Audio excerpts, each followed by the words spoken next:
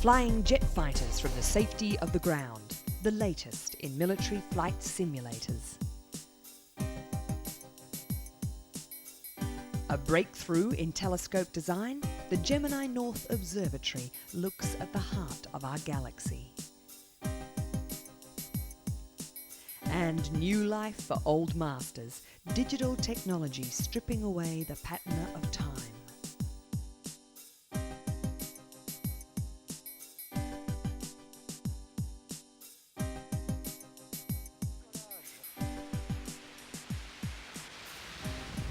In 1996, the European Space Agency's program to look at the Sun's effect on the Earth ended in Tous les disaster. paramètres propulsifs sont normaux et la trajectoire est normale. Its Ariane launch vehicle blew up just after takeoff. Scientists from across Europe, the United States, China and Japan have collaborated to bring the cluster project back to life.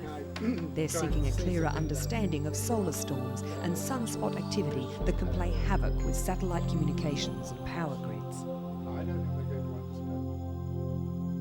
Radiation, sometimes called solar wind, constantly streams from the sun.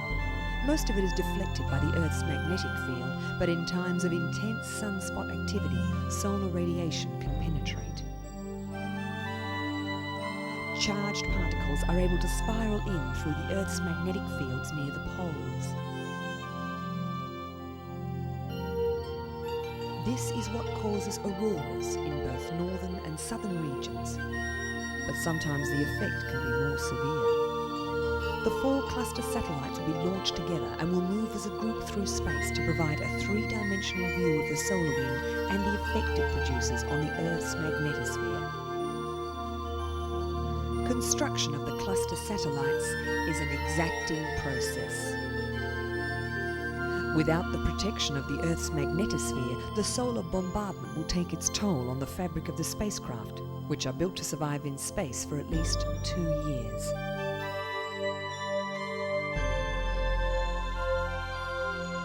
In the meantime, scientists are hoping to gain new insights into the unseen effects of the sun on our planet.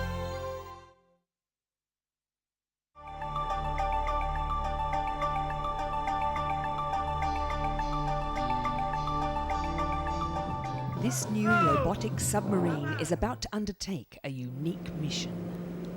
Lowered into the ocean in the Antarctic ice shelf, the craft will follow a pre-programmed track measuring the ice's thickness. It will also estimate krill stocks, a vital marine food source. Diving to 240 meters, the submarine uses powerful sonar equipment to gather data. Information gathered will help scientists gauge the effect of global warming, providing a baseline for further studies. So far, the 7-metre-long Autosub has completed 6 missions under the ice, each of around 60 kilometres. There are plans to build a second Autosub for further research under the vast ice shelves. The new design will be able to dive to 2,000 metres and will be used for the estimation of fish stocks, mapping underwater sandbanks and measuring ice.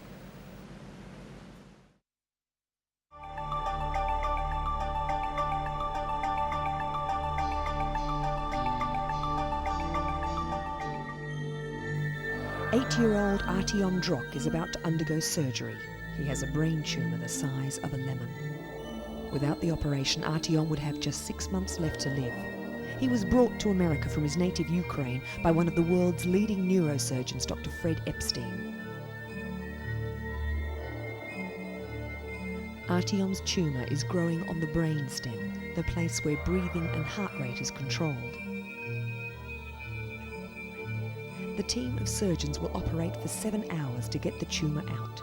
It's a painstaking, risky procedure.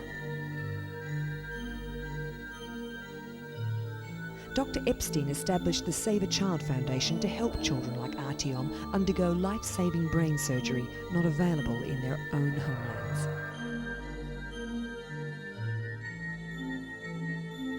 After the incision is made, the cerebellum is peeled back to reveal the tumour, which is picked out tiny piece by tiny piece. If the brainstem itself is accidentally damaged, it could leave Artyom paralysed in a coma or dead. This tumour is not cancerous, but it is pushing into the brain, causing damage. Dr. Epstein pioneered this type of extremely delicate surgery, treating more than 70% of all paediatric cases in North America. This operation is about as complex as it can get, with surgeons having to work in areas of great sensitivity where the hazard factor is extreme. The monitoring systems that are required are among the most sophisticated available. This is one of the very high-risk cases that Dr. Epstein and his team take on. About 2 days later, Artyom is making a remarkable recovery, up and about, even playing computer games. He'll now spend a few weeks at the Ronald McDonald House recuperating before returning to his tiny village outside of Kiev. Dr. Epstein has plans to expand his Institute of Neurology and Neurosurgery, hoping to incorporate alternative methods of healing with cutting-edge technology. He believes Western medicine has a lot to learn from Eastern traditions.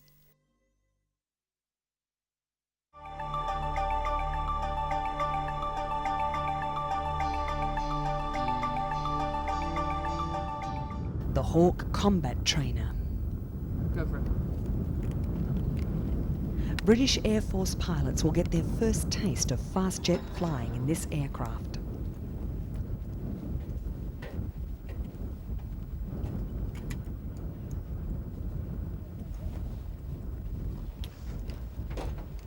Only after extensive experience in the Hawk will the novice pilots move on to fly frontline planes like the Harrier, Tornado or Jaguar.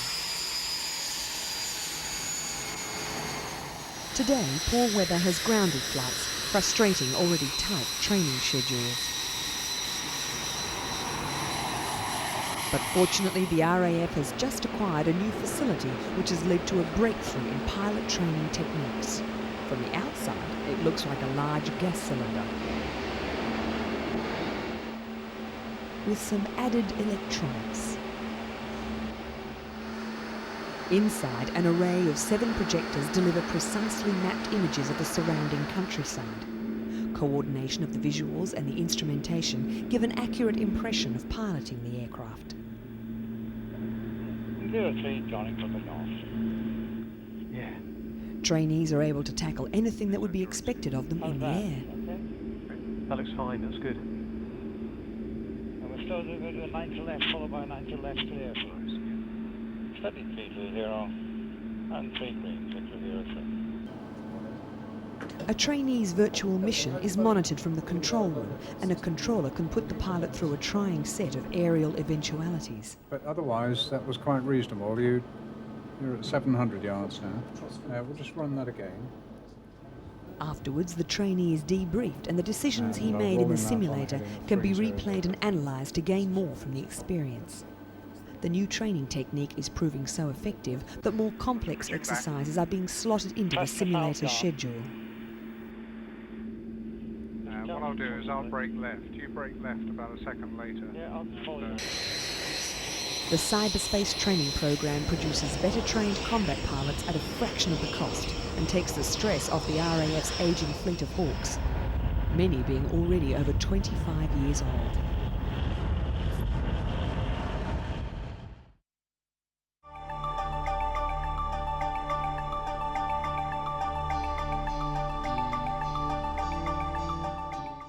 Cooling off in the ocean is a favourite pastime in Australia. Now, researchers in Melbourne are pioneering a technique of drastically reducing the temperature of people suffering from stroke or heart attack to minimise the damage usually associated with such conditions.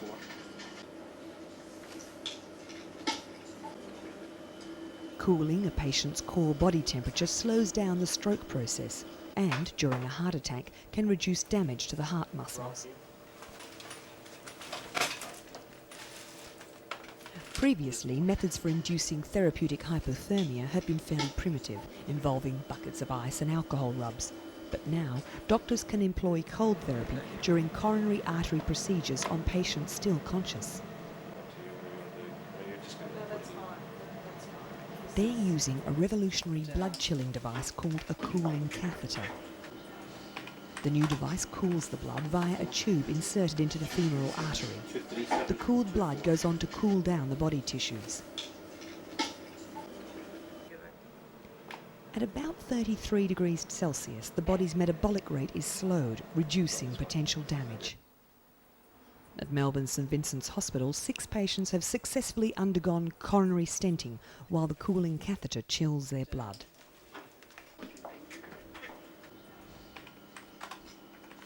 Doctors say the new treatment has enormous potential.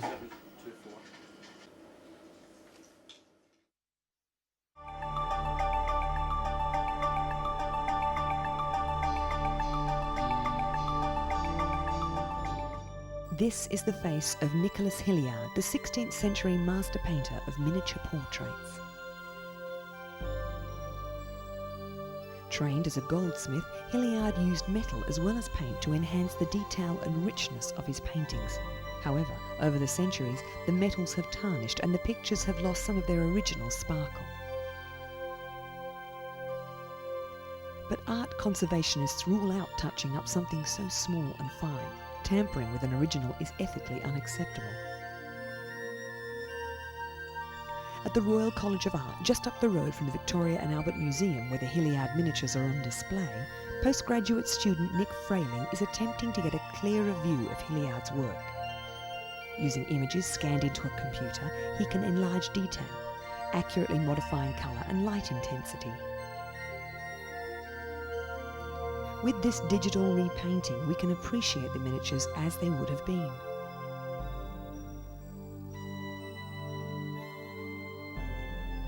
At the click of a mouse button, you can highlight details, like the text on this portrait, or restore the jewels to their original lustre.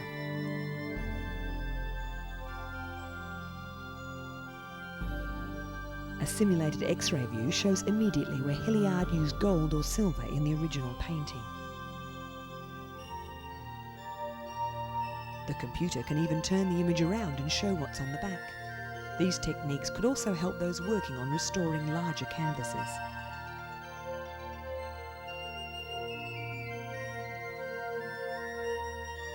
Through the efforts of high-tech craftsmen like Nick Frayling, art lovers will be able to see exactly how this master painter saw his own work some 400 years ago.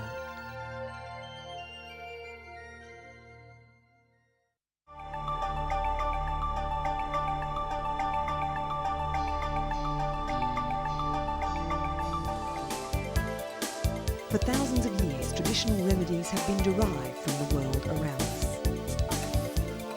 Now, traditional cures such as seahorse, along with promising specimens from Australia, China, India and Papua New Guinea, are being examined using the latest scientific techniques.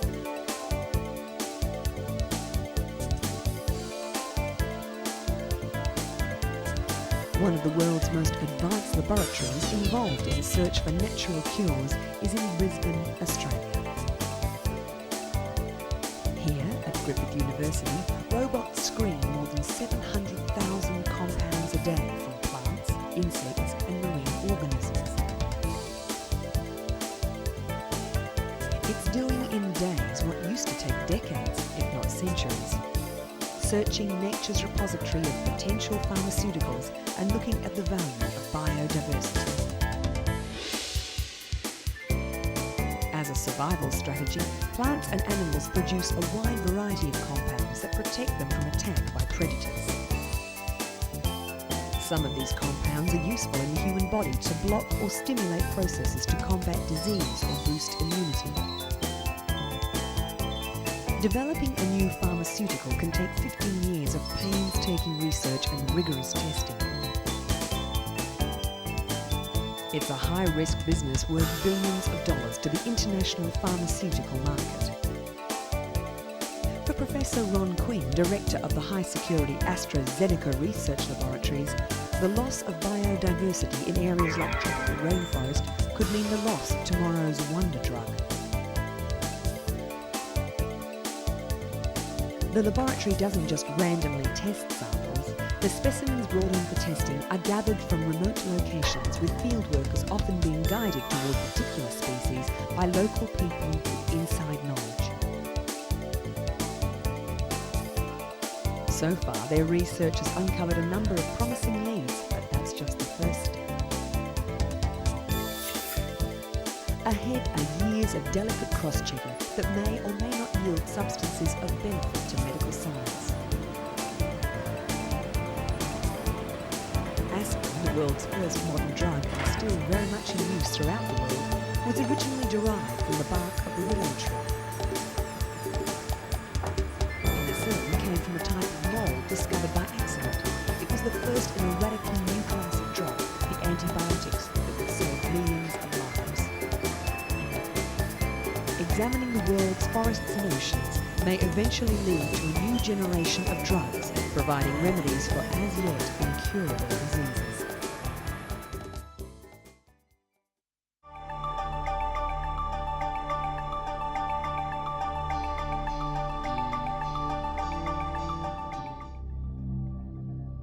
The heart of our galaxy as it could never be seen with conventional telescopes. This picture of a cluster of stars in the centre of the Milky Way 20 light-years distant was taken with an infrared telescope which can see through the clouds of swirling dust millions of miles thick. The Gemini North Observatory sits on top of an extinct volcano in Hawaii. It's the world's largest ground-based infrared telescope. The telescope's computer-controlled mirrors are manipulated through a technique called adaptive optics.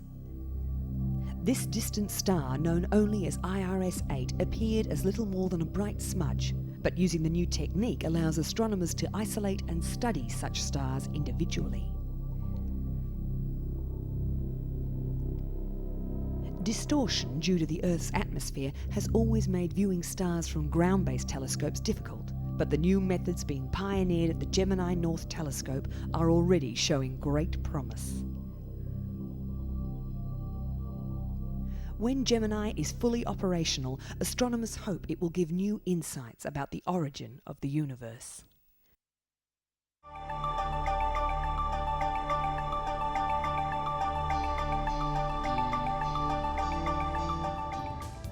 Though the mobile phone is a feature of modern life, people still worry about radiation from the antenna.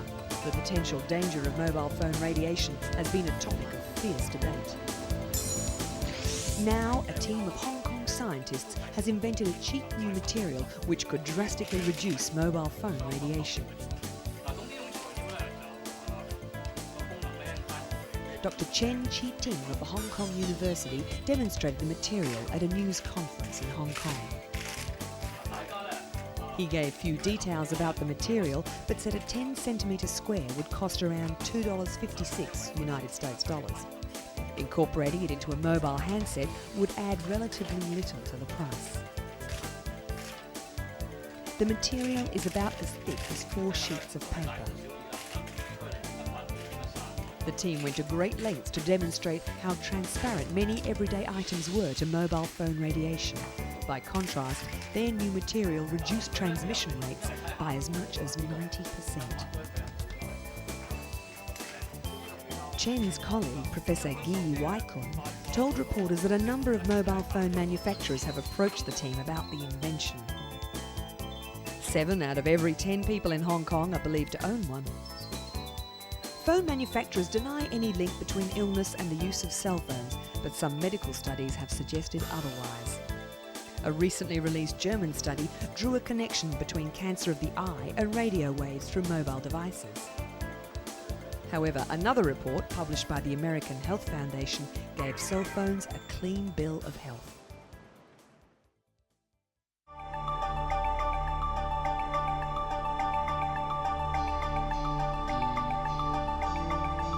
The Southampton University's Optoelectronics Research Centre has given birth to a new company that's making its mark in telecommunications.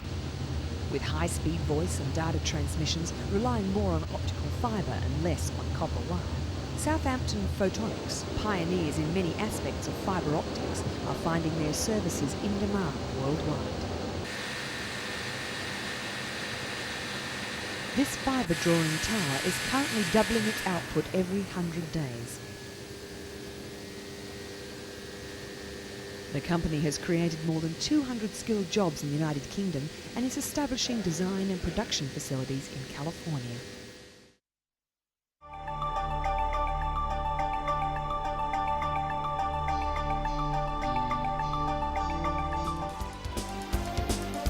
Sega Toys and Tiger Electronics have joined a long line of entertainment companies to begin manufacturing humanoid robots. They recently launched their new Bot series robots. The robots, though not as sophisticated as Sony's K9 Aibo and humanoid SRD, each have their own speciality. The C-Bot can communicate emotions via its digital face display.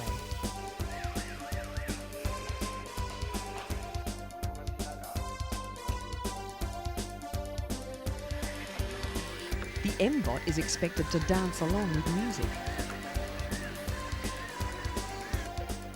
The Robo-Chi is touted as the robot that can talk back and learn words.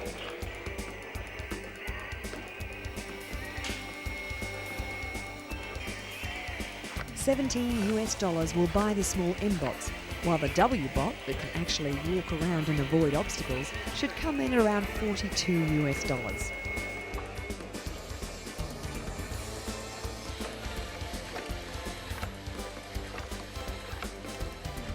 The robot theme is expected to dominate the toy business over the next 2 to 3 years.